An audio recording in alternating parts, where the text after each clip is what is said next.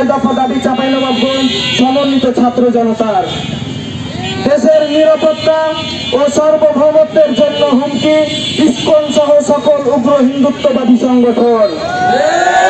তাই তাদের নিষিদ্ধের দাবি জানাচ্ছি চাঁপাইনবাবগঞ্জ জেলা সমন্বিত ছাত্র জনতা। ইসকন সহ সকল উগ্র হিন্দুবাদী সংগঠন অখণ্ড ভারত তত্ত্বের বিশ্বাসী, আর অখণ্ড ভারত বাংলাদেশের পৃথক অস্তিত্ব স্বীকার করে না, নিজের অংশ বলে দাবি করে। অখণ্ড ভারত এমন একটি হিন্দুত্ববাদী কল্পনা যার মধ্যে হিন্দু ছাড়া কোনো ধর্মের মানুষের অস্তিত্ব নেই। এই অখণ্ড ভারত প্রতিষ্ঠা করতে গিয়ে ইসকন প্রতিনিয়ত মুসলিম বিরোধী কার্যক্রমে লিপ্ত। অখণ্ড ভারতের পতাকা হচ্ছে গেরুয়া পতাকা। গত সেপ্টেম্বর মাসে চট্টগ্রাম নগরের কোতোয়ালি থানায় নিউ মার্কেট মোড়ে স্বাধীনতা স্তম্ভে জাতীয় পতাকার উপর সেই অখণ্ড ভারতের গেরুয়া পতাকা উড়ায় ইসকন সদস্যরা। সে সময় তাদের রাষ্ট্রবিরোধী মুখোশ জনসম্মুখে উন্মোচিত হয় এবং ইসকনের ভাব পুরো হচ্ছে মুসলিম বিদ্বেষী চৈতন্য, যার মূল স্লোগান ছিল নির্যাতন করো আজি সকল ভুবন, যার অর্থ মুসলিম মুক্ত পৃথিবী গড়ো। বাংলাদেশের গোয়েন্দা সংস্থার সাবেক প্রধানদের কথা বাংলাদেশের র বইয়ে লেখা আছে, ইসকন নামে একটি সংগঠন বাংলাদেশে কাজ করছে। সদর দপ্তর নদিয়া জেলার পাশে মায়াপুরে।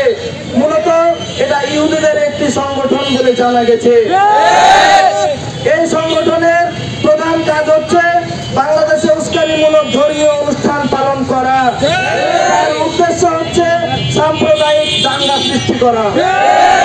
এবং গত এপ্রিলে ফরিদপুরে সন্দেহের বশবর্তী হয়ে 2 জন নিরীহ শ্রমিককে পিটিয়ে হত্যা করে ইসকনি সদস্যরা।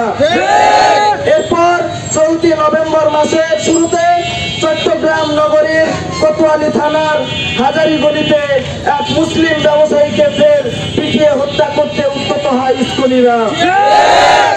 এ সময় পুলিশ বাধা দিলে পুলিশের উপর অ্যাসিড নিক্ষেপ করে, পুলিশকে অ্যাসিড দগ্ধ করে ইসকনিরা। সর্বশেষ ইসকনির চিন্ময় বাংলাদেশকে অস্থিতিশীল করার পরিকল্পনা নিয়ে আইন শৃঙ্খলা বাহিনী তাকে গ্রেফতার করে এবং আদালতে তাকে প্রেরণ করে। চট্টগ্রাম আদালত তার জামিন না মঞ্জুর করে জেলে প্রেরণ করলে ইসকনিরা তাকে জোর করে ছিনিয়ে নিতে উদ্যত হয়। একটাই পরিচয়, তারা হলো সন্ত্রাসী, যারা আমাদের এই ভাইকে নৃশংসভাবে জবাই করে হত্যা করেছে। তাদের আমরা অবিলম্বে ফাঁসি চাই। আমরা বিগত সময়ে দেখেছি সন্ত্রাসী কর্মকাণ্ডের জন্য ছাত্রলীগকে নিষিদ্ধ করা হয়েছে। এই একইভাবে ইসকনকে সন্ত্রাসী কর্মকাণ্ডের জন্য নিষিদ্ধ করতে হবে।